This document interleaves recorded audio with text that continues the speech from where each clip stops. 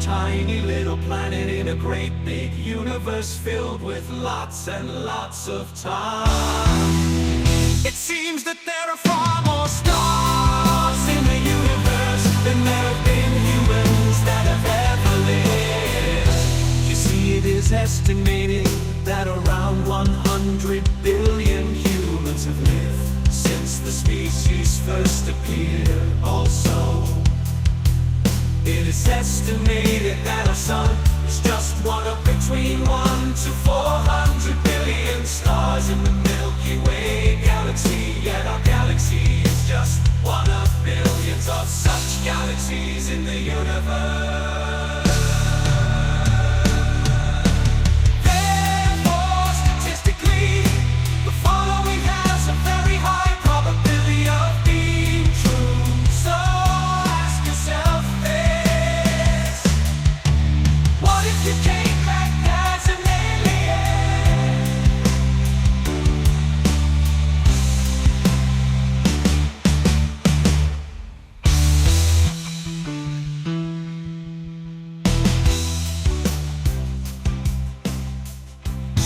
Chapter 1: Dying.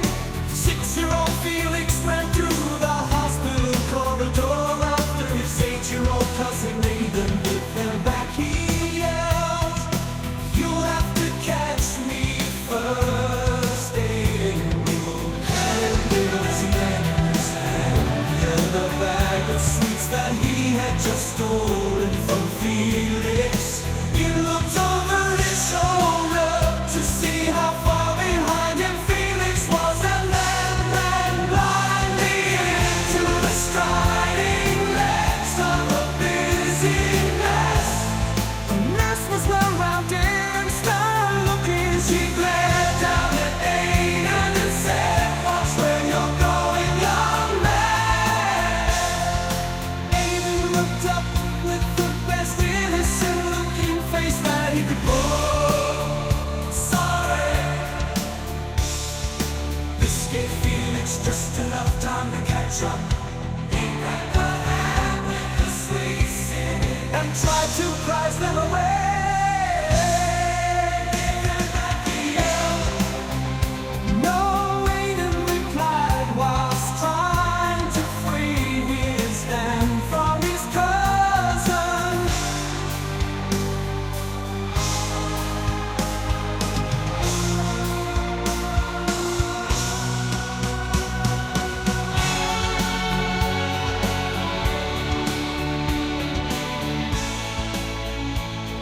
Felix continued to try and prise the hand open, but they're my sweets, Aiden. Give them back! The two of them struggled for a few more moments until Felix finally managed to get the hand slightly open. At that point, Aiden gave one last desperate pull away from Felix, and the sweets ended up flying all over the corridor in every direction. The nurse Aiden had run into was still nearby. "Oh dear, what's happened now?" she asked. Felix was quick to reply. "It was him," he said, pointing to Aiden. "He stole my sweets. It was just a day." Aiden gave the nurse another one of his innocent looks. Felix started to yell angrily, "No, it wasn't you, always do it. You never asked, you could have had some of them if you just asked nicely." Aiden giggled again. "I know, but that's no fun." Aiden's mother, Amanda, came running down the corridor. "Oh, you two, what do you want to?"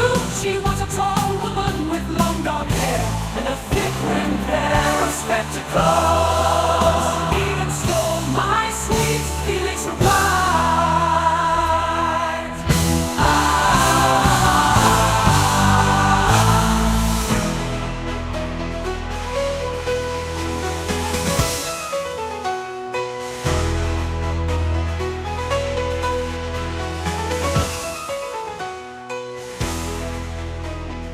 Amanda looked down at the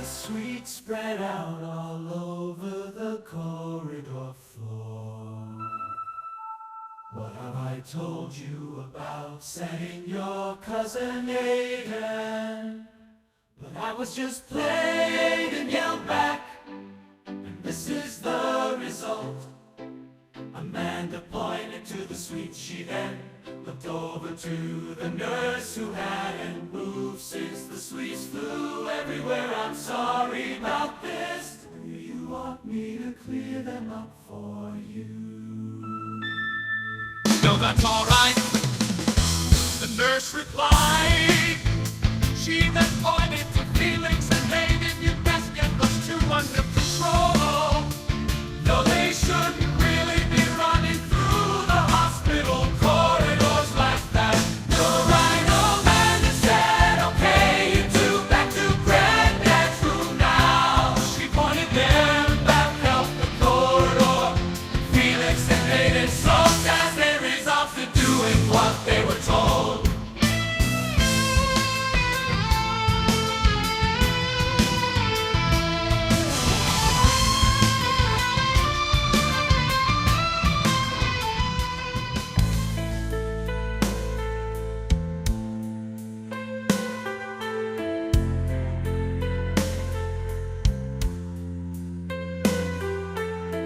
Zach's closest family surrounded his hospital bed.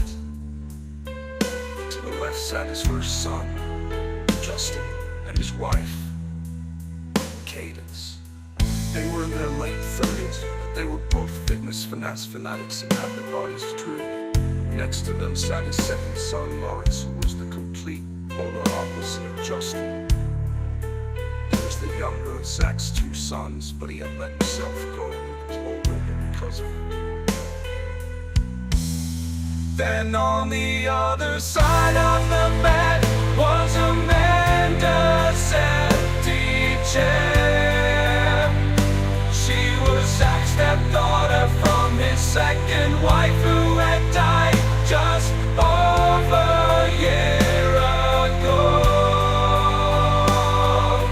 Next to the sat Amanda's bearded husband, Brandon, and their well-behaved teenage daughter, Sophia, finally sat on the chairs. At the foot of the bed were Zach's nephew, Marcus, and his girlfriend, Helen. They were both in their 20s and had only been together for a few months.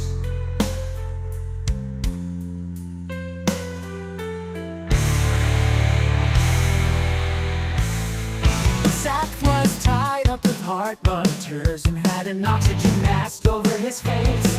He was breathing heavily and was trying his best to stay awake for his guests. Are you all here? Yeah, he asked. Justin leaned over to Zach and quietly replied, everyone's here, Dad. Zach was so heavily sedated that he found it hard to keep his eyes open, but he persisted to do so. He felt as though closing them would be the last time he ever would. Lawrence, is Lawrence here? I'm here, Lawrence replied. Zach took a long breath, let it out slowly, and then breathed it out. Amanda, is Amanda here? Brandon answered for her. She just left the room to find out where Felix and Aiden went to. A mild smile came over Zach's face when he heard the names of his grandsons. Is Sophia here? Sophia sniffed and wiped a tear away from her eye. Yes, Granddad, I'm here. Is that Aiden still pestering Felix? Is he is Granddad. Sophia wiped more tears from her eye. He stole some of his sweets. Zach smiled again, little test he is. At that point, Zach went quiet. Everyone in the room watched him as he did, expecting the worst, but all he did was drop off to sleep.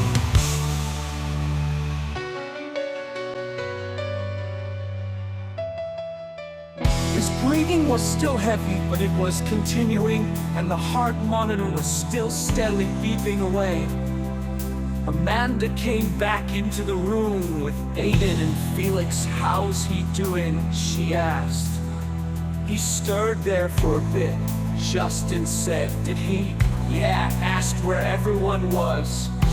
Lawrence got up out of his chair. I'm just gonna nip to the toilet for a bit. He moved past Amanda and made his way out of the room. Then Amanda, Aiden, and Felix made their way over to their chairs and sat down. Brandon looked at his watch. I don't know how much longer we can hang around. Is it still okay for Felix to stay at yours tonight? Cadence asked, yeah, not a problem. Brandon replied, looking over to Amanda for approval. Sure, no problem. Amanda looked at her smartphone to see the time. Yeah, we best get going. The kids need fed, water, and put to bed. I think we're gonna have to make a move too. Marcus said. He then glanced at Helen. We've both got early starts in the morning. Amanda leaned over to Zach and gave him a peck on the cheek. Then she looked at Justin. So who's staying with him? Just you and Cadence.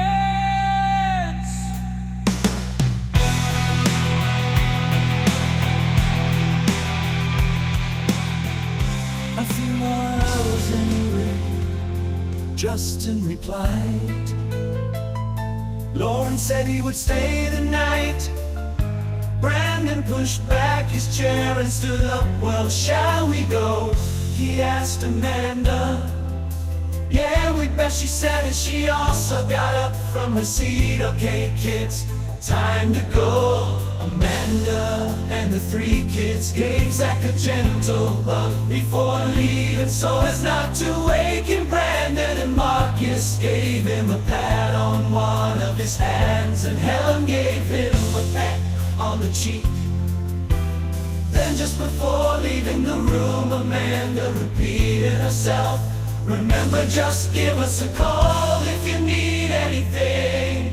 No problem, Amanda, Justin replied. He walks in. Once they had all gone, Justin and Cadence spent a few moments alone, hugging each other as they watched Zach. How much longer do you think he's got? Cadence asked. Justin shrugged his shoulders. I don't know. The doctor said a few days, maybe a week. At least he's not suffering.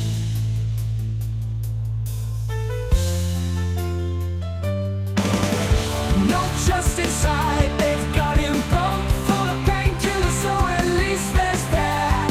They sat in embrace for a few more minutes as they watched Zach for any change. Then Lawrence returned from the toilet. Oh, gone have they, he said. Justin and Cadence stopped hugging each other in Lawrence's entrance. Then Justin leaned back in his chair and stretched for a moment before he replied. Yeah, just a few minutes ago. Lawrence started to move the vacant plastic chairs from around Zach's bed to the corner of the room where he stacked them on top of each other. Then he sat down in the comfy seat that was meant to stay permanently at the bedside. Well, he said, you both don't mind, I'm gonna grab a little sleep while you two are still here. No problem, Justin replied, we'll give you a nudge before we go.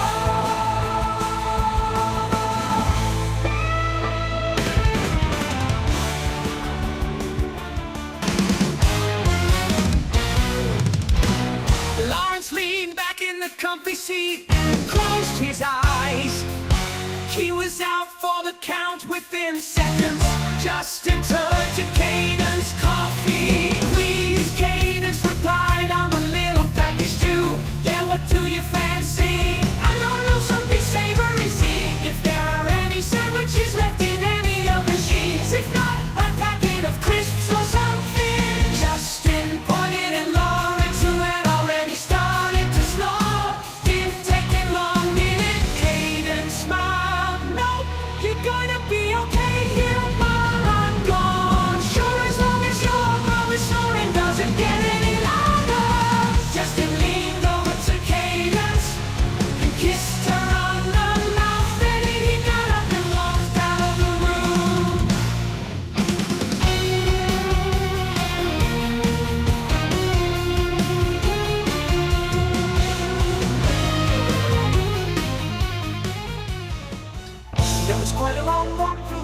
hospital to the main reception area, where all the vending machines are placed. Justin walked over to the coffee machine, ordered 2 strong black coffees.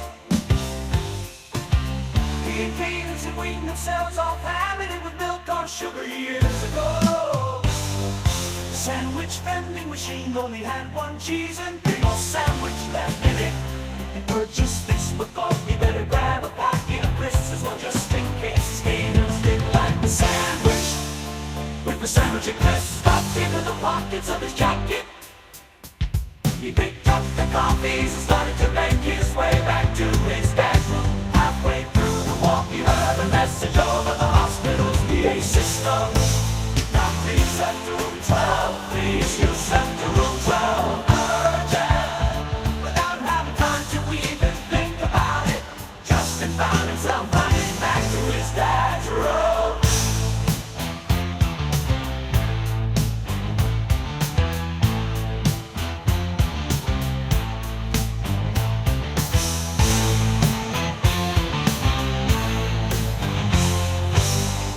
Sandwich vending machine only had 1 cheese and pickle sandwich left in it. He purchased this but thought he'd better grab a packet of crisps. Just in case, well, he better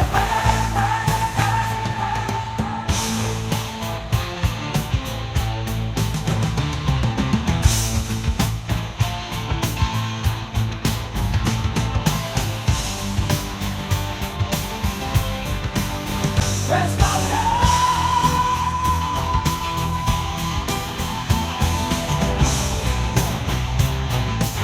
The hot black coffee started spilling out of the cups as he ran. The cheese and pickle sandwich popped out of his jacket's pocket and landed on the floor.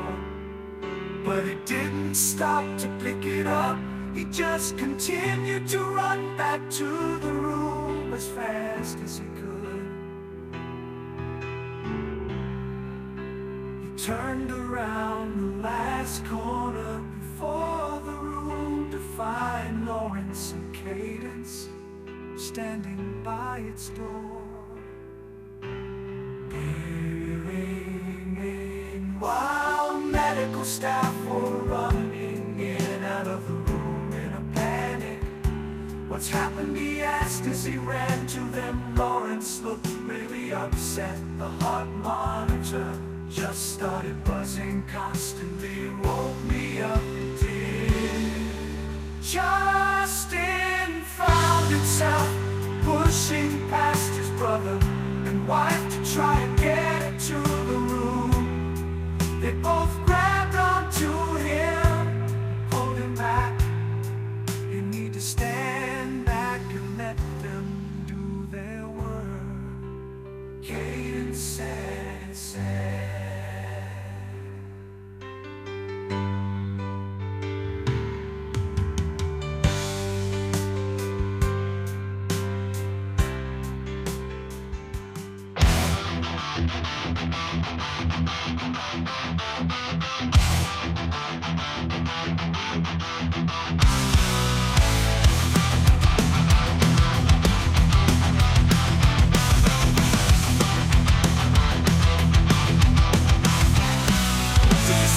Excuse himself as he pushed past Lawrence, Cadence, and Justin to get into Zach's room. By the time he got there, the medical staff at hand were already trying to keep Zach alive with CPR.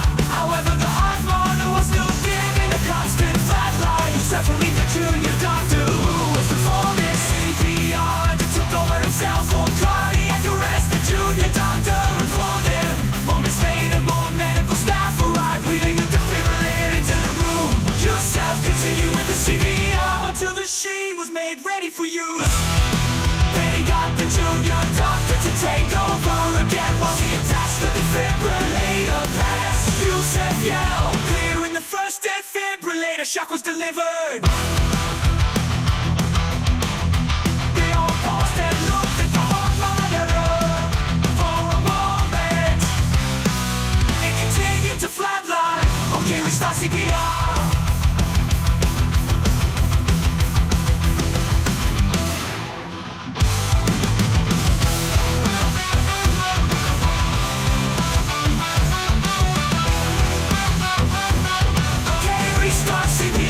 bricks and mortar.